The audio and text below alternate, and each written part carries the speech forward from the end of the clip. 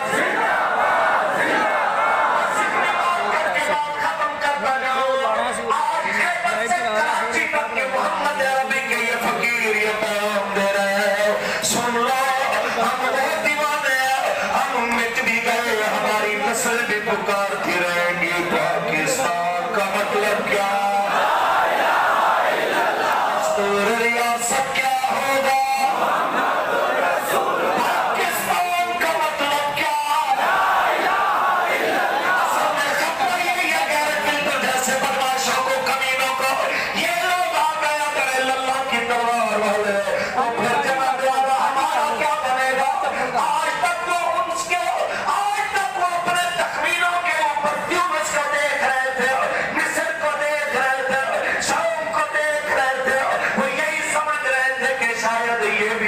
جیسے ہوں گے،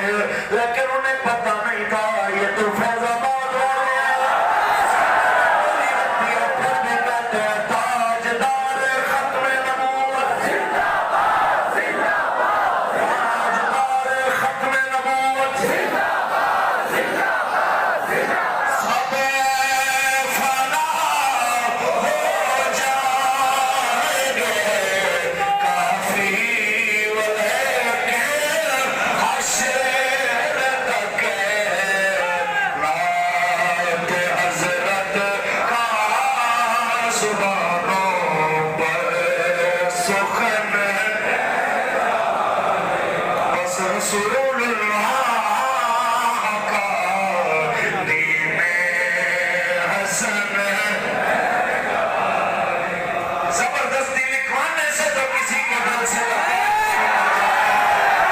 کتنے ایسے ہوں گے جن سے تم لوگوں نے لکھوایا وہ پھر بھی آئے بیٹھے ہیں، کاغذ کا کیا اعتبار ہے، اس دل پہ لکھا ہوا ہے۔